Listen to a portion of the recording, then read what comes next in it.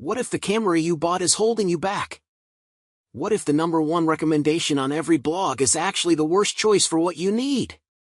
After testing over 25 cameras this year, from beginner mirrors to professional beasts, I've discovered 5 that genuinely stand out, and one of them costs less than your phone. But one popular pick will ruin your low-light shots forever. In this video, we're cutting through the noise and the hype to reveal the only 5 cameras you should consider in 2025. Stick around.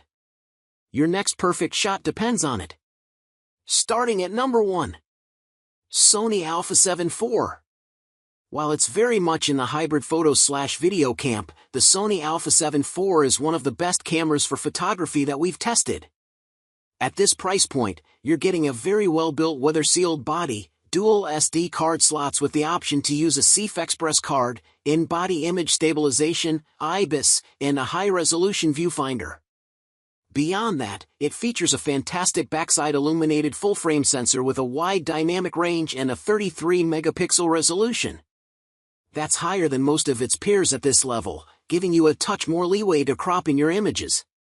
However, the real reason this is our #1 pick, at this price point, any modern camera can capture amazing image quality, comes down to its wide selection of lenses.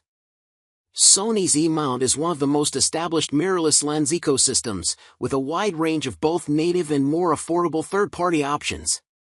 That makes it incredibly versatile for almost any type of photography you want to do, whether it's portraits or landscapes. Another excellent option at this tier is the Canon EOS R6 Mark II. It has better ergonomics overall than the Sony, and it can shoot at faster burst rates, but its lens selection is more limited. Number 2. Fujifilm X-T5. If you prefer the portability and lower cost of APS-C cameras, the Fujifilm X-T5 is among the best we've tested.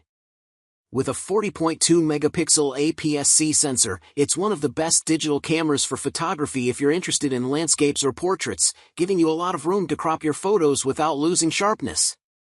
While images taken in low light are typically noisier than with full-frame alternatives like the Sony A7 IV, the image quality you can get out of this camera is hard to beat for the money. The camera also honors Fujifilm's photography-oriented roots with dedicated exposure dials that give you more hands-on control over your settings and a 3-way tilting screen that's incredibly versatile for waist-level shooting and street photography. If you're looking for a more robust camera with better ergonomics for studio work, you might prefer the Fujifilm X-H2. It uses the same sensor as the X-T5 but has a bigger body and additional benefits for hybrid or video shooters. Meanwhile, the Fujifilm X-H2S uses a lower-resolution stacked sensor with a faster readout speed that makes it a better option for sports and action photography. However, both models are pricier and less portable than the X-T5. Number 3. Sony A6700. The Sony A6700 is the best all-around mid-range camera we've tested for photographers. This hybrid model uses a 26-megapixel APS-C sensor and captures fantastic overall image quality. It's also relatively portable and has an excellent battery life, making it a good choice for long days on the go. The camera's autofocus system is also one of the most effective on the market, with AI-driven subject detection and incredibly accurate AF tracking. On top of that, it has IBIS and a wide selection of compatible lenses, including plenty of more affordable third-party options. If you don't want to fiddle around with RAW files too much, consider the Fujifilm X-S20 instead. Fujifilm is known for its excellent JPEG processing and film simulation profiles, making it a good choice for those who prefer to share their images straight out of the camera. Like the A6700, it has a high-res APS-C sensor and IBIS to help you shoot handheld at slower shutter speeds. However, its autofocus isn't as effective as the Sony's, so it's less suited to very fast subjects like sports or wildlife. Number 4. Canon EOS R10. If the Sony A6700 is out of your price range, the Canon EOS R10 is an entry-level model that packs a punch for its price. With a highly accessible user interface and great ergonomics, it's beginner-friendly and easy to use. It has a highly accurate and effective autofocus system, as well as quick burst shooting and a good battery life. On top of that, It has good video specs for an entry-level model, including 4K recording at up to 60 frames per second, albeit with a crop, and 10-bit capture in its HDR-PQ mode, though it lacks advanced features like log profiles.